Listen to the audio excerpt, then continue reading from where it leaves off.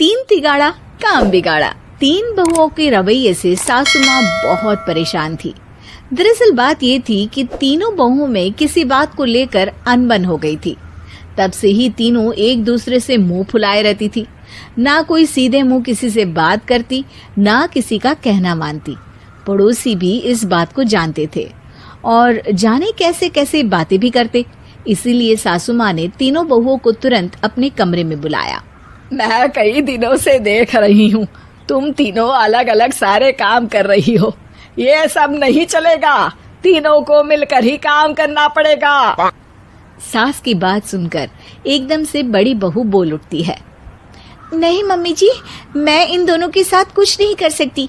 मैं इस घर की बड़ी बहू हूँ, फिर भी ये मेरा कहना बिल्कुल भी नहीं मानती। अरे जेठानी जी, जानबूझकर मुझे डबल काम करवाती है आप, और छोटी मुझसे टेढ़े मुंह ही बात करती है।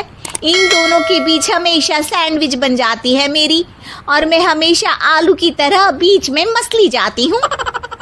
मम्मी जी, इन दोनों को लगता है कि मैं छोटी हूँ तो इनके पैरों तले दब जाऊंगी, लेकिन नहीं, मेरा भी उतना ही अधिकार है जितना इन दोनों का है।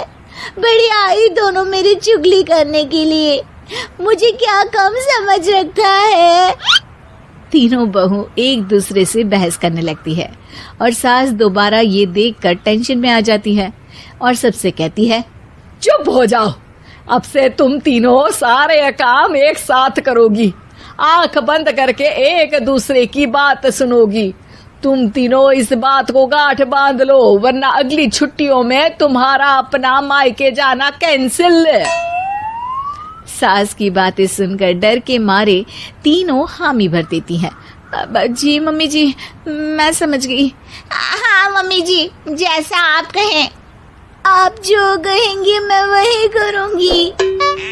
तीनों बहू सास की बात को गांठ बांध लेती है और वादा करती है कि अब से सारे काम वो तीनों एक साथ मिलकर ही करेंगी। ये सब देखकर सास खुश हो जाती है और वहां से चली जाती है। नीचे जाकर वो देखती है कि घर में शर्मा जी आए हुए होते हैं।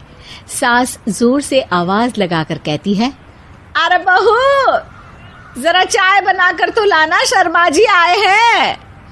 सास की बात सुनकर तीनों बहू तुरंत किचन की ओर भागती है और चाय बनाना शुरू कर देती है।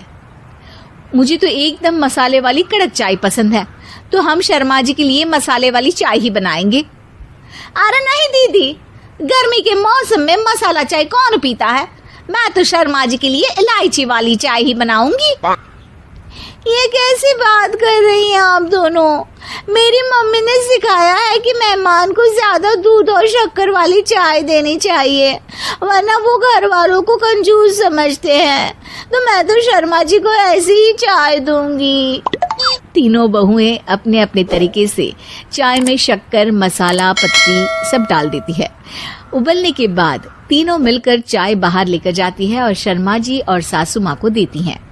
चाय पीने के बाद शर्मा जी सासू माँ को देखकर शर्मा जाते हैं और शर्मिंदा महसूस करते हैं कि आखिर उन्होंने चाय पीने के लिए हामी क्यों भरी। सासू माँ भी चाय पीना शुरू करती है और कहती हैं, अरे बहू, ये कैसी चाय बनाई है? चाय है या मीठे दूध की बासुंदी? हाँ, चाय अच्छी नहीं लगी क्या? कोई बात नहीं, हम पराठा बनाकर लाते हैं। चलो चलो अंदर। हाँ चलो। हाँ, आती हूँ मैं भी। नहीं, मेरा पेट चाय ने ही चौपट कर दिया, वही काफी है। पराठे से पोपट नहीं करवाना, मैं तो चलता हूँ। शर्मा जी चुपचाप पतली गली से निकल जाते हैं। अगले दिन सास बहुओं से कहती है, अरे बहू, जाओ जाके ऊपर के गेस्ट हाउस की सफाई कर दो। कल हमारे यहाँ मेरे दूर के रिश्तेदार आने वाले हैं, तो पूरे कमरे को चमका देना, समझी? तीनों बहू सास की बात को मानकर ऊपर सफाई करने चली जाती हैं और तीनों कमरे की सफाई चालू कर देती है। बड़ी बहू मकड़ी के जाले साफ करती है, तो बीच वाली झाड़ू लगाना और छोटी वाली सर्फ डालकर जमीन धोना शुरू कर देती है। अरे दीदी, जेठानी जी, अभी मैंने पूरी फर्श धोई और आप फिर से धूल नीचे गिरा रही हैं। और मछली जेठानी जी, आप बिना झाड़ू की धूल यहाँ छटक रही हैं। अरे तीनों को साफ करना है, एक साथ सफाई करते हैं ना। अरे वही तो, हम साथ साथ हैं, घर साफ साफ है। तीनों बहू ऐसे ही काम में उलझ जाती है और 2 घंटे तक एक ही कमरे की सफाई करती रहती है। बहुत देर से अपनी बहुओं को ना देखने के कारण सास ऊपर कमरे में उन्हें देखने जाती है, लेकिन कमरे में घुसते ही वो गीली फर्श पर फिसलने के कारण नीचे गिर जाती है। ओरी मोरी मैया, हड्डी मरोड़ के रख दी। आए मेरी तो कमर ही टूट गई रे। तीनों बहुएं सास को उठाती हैं और बिस्तर पर सुला देती है। अरे मेरे हाथ पैर दर्द कर रहे हैं, दबा दो, आराम मिलेगा। हाँ जी माँ जी। अरे जी माँ जी, जी माँ जी।